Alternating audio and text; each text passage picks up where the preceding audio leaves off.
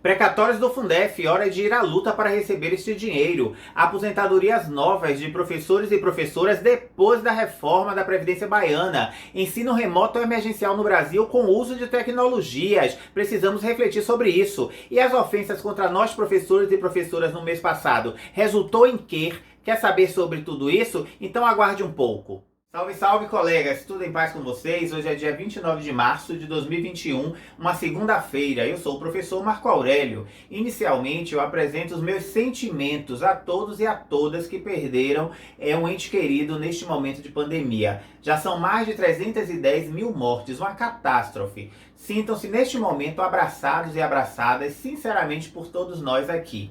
Inclusive, diante deste quadro, é bom a gente refletir. Afinal, eu não estou convencido sobre as justificativas de alguns gestores e algumas gestoras públicos sobre a falta de oxigênio em alguns hospitais, a ausência de hospitais de campanha e a falta de remédios para intubação. São 12 meses de pandemia, um ano de pandemia, e deveria ter existido um planejamento mais real, mais concreto nos últimos meses, enquanto a pandemia ainda perdurava. É a vida das pessoas e isso deve ser prioridade e deve ser cuidado também com muito planejamento.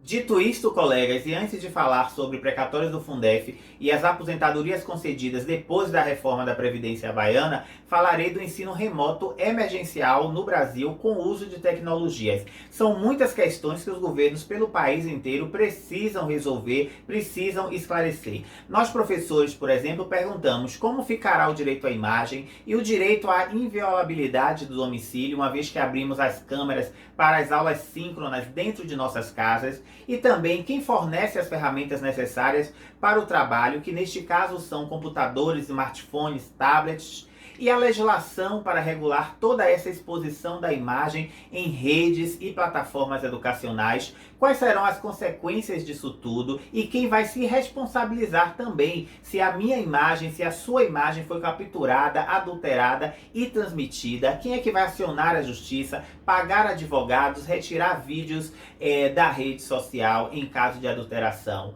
Então nós precisamos pensar e refletir sobre isso. Ainda tem os direitos autorais pelas aulas, né? Porque elas podem ser gravadas e podem ser usadas por pessoas não autorizadas. Além das contas também de consumo, como energia elétrica, pacote de dados, sinal de internet, são despesas que têm aumentado no bolso dos trabalhadores e das trabalhadoras, e a gente precisa saber quem é que paga essa conta. Além disso, todos sabem que faltou uma formação docente em serviço para este trabalho de ensino virtual.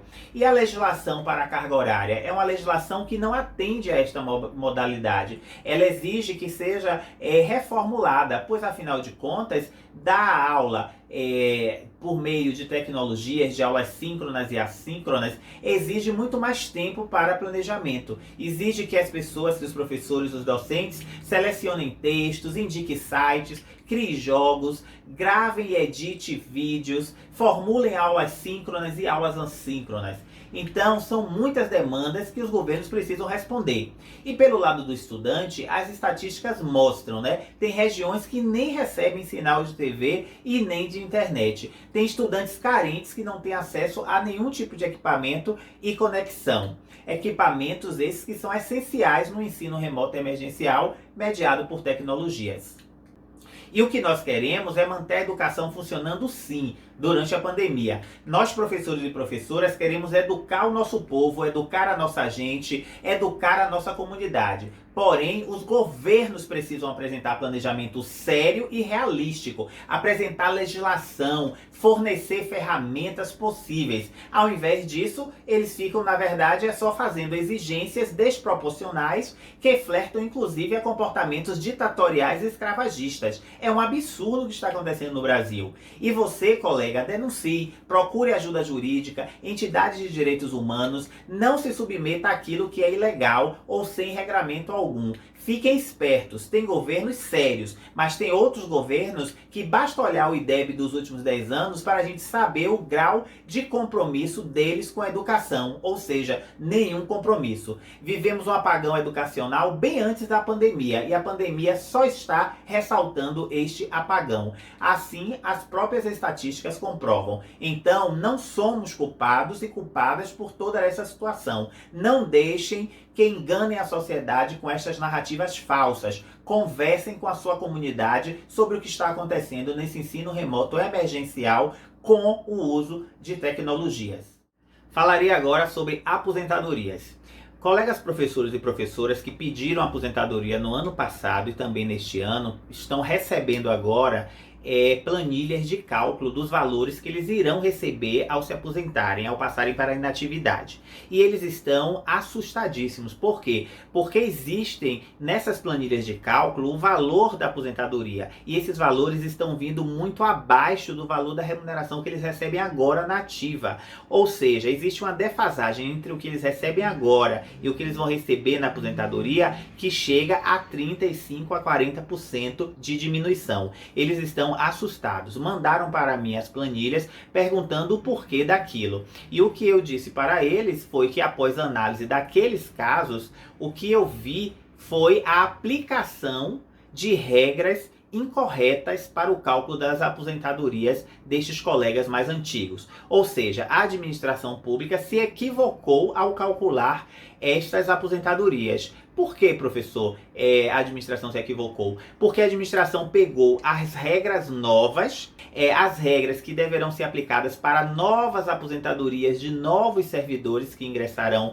no magistério público, e a administração pegou essas novas regras e aplicou para o cálculo de aposentadorias de servidores antigos que ingressaram antes de 1998. Porque para estes servidores antigos existem regras de transição. Existem outras regras previstas na Constituição Federal, inclusive a garantia da integralidade na remuneração, né, quando passa para proventos, mas isso para servidores, professores e professores mais antigos. Então, o que eu analisei nestes casos que eu recebi, que estão comigo, foi justamente isso. A administração aplicou regras erradas no cálculo. E isso precisa ser alertado à administração, porque um servidor, um professor que ingressou há 27, 28 anos, que tem uma remuneração hoje que ele alcançou porque ele fez cursos, porque ele estudou, porque ele permaneceu no magistério durante todo o tempo e que a lei garantia a ele, este servidor, esse professor e professora não pode ter hoje uma diminuição em sua renda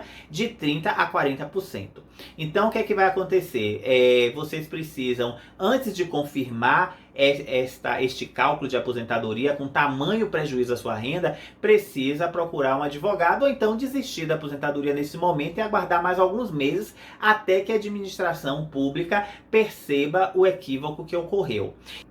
E o que eu estou falando aqui já encontra respaldo jurídico, porque foi concedida uma medida liminar pelo Judiciário Baiano no mês passado, em fevereiro de 2021, que determinou que a interpretação da emenda à Constituição Baiana seja conforme à Constituição Federal, inclusive no que diz respeito ao cálculo de aposentadorias para servidores mais antigos que ingressaram antes de 1998.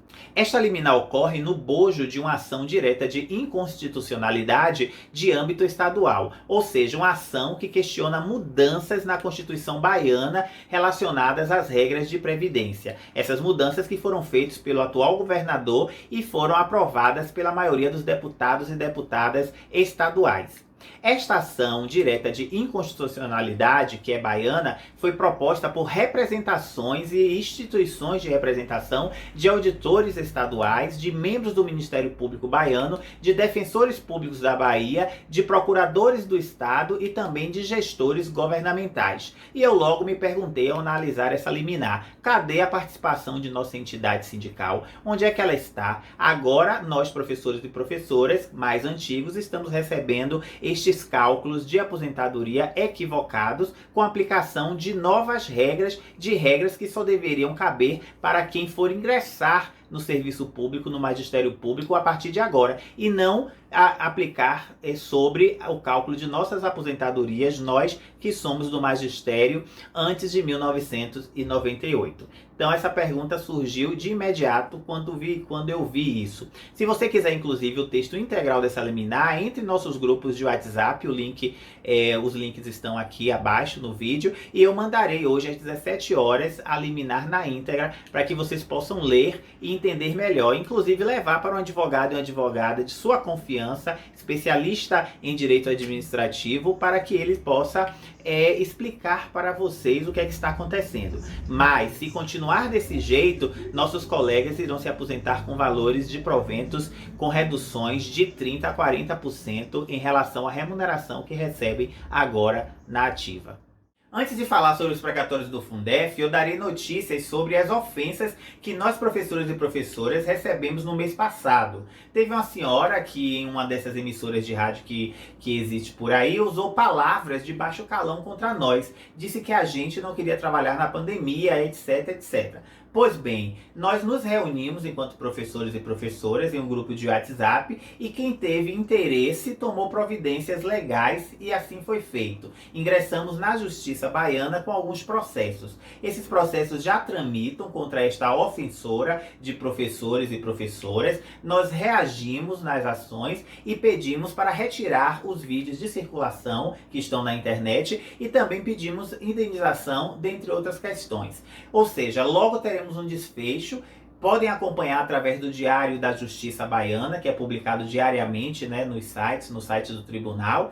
E assim que tivermos mais novidades, eu trarei aqui para que vocês saibam o que aconteceu neste caso. Hora de tratar dos precatórios do Fundef. Muitos colegas do Norte e Nordeste participam aqui de nossas redes sociais, de várias cidades e de vários estados dessas duas regiões. E eles perguntam muito: professor Marco Aurélio, o que fazer agora para receber o rateio do Fundef? Antes disso, antes de responder essa pergunta, nós devemos saber que no dia 26 de março de 2021 foi publicado no Diário Oficial da União a decretação pelo Congresso Nacional da derrubada do veto 48. E houve a promulgação, pelo presidente da República, justamente da parte vetada, restabelecendo assim o parágrafo único do artigo 7º da Lei 14.057 de 2021, que prevê rateio de 60% do montante final negociado com a União relacionado aos precatórios do Fundef para destinação em forma de abono aos trabalhadores e trabalhadoras da educação. Logo, gente, agora os entes estaduais e municipais terem a boa vontade para negociar e pagar o que é devido. Ao contrário de ficarem esses entes procurando motivo para ainda questionar na justiça o pagamento de nosso dinheiro. O que tenho a dizer sobre isso é que, além da luta jurídica, nós precisamos fazer também a luta política. Eu disse a luta política. Precisamos pressionar gestores e gestoras municipais, governadores e governadoras, parlamentares estaduais e federais eleitos com nosso voto em nossa região. Precisamos cobrar publicamente dessas pessoas, seja pela rede social, seja nas reuniões políticas da cidade, seja pelo WhatsApp. Além disso, também, nós precisamos informar a nossa comunidade o que está acontecendo, falar com ela sobre esses nossos direitos que são negados e as pessoas que podem resolver isso mais rapidamente, mas que, no entanto, ficam procurando motivo para ir à justiça questionar o nosso direito aos precatórios do Fundef. Hoje mesmo eu lançarei aqui em nossas redes sociais uma campanha Pague Nossos Precatórios. Ela durará o tempo que for necessário até algum posicionamento das autoridades. Eu gostaria, inclusive, que vocês compartilhassem esses vídeos e que vocês também fizessem campanhas aí em suas cidades e estados, campanhas parecidas.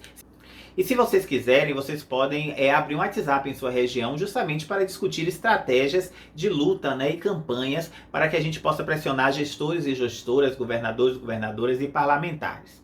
Vale dizer que muito de nós, neste período de pandemia, temos familiares desempregados, precisando de nossa ajuda financeira. Parentes, inclusive, que faleceram e deixaram crianças para que, com nossa ajuda, elas possam ser criadas. São os órfãos da pandemia. E o dinheiro dos precatórios do Fundef, ele vai ajudar muito nessa situação que atravessamos nesse momento.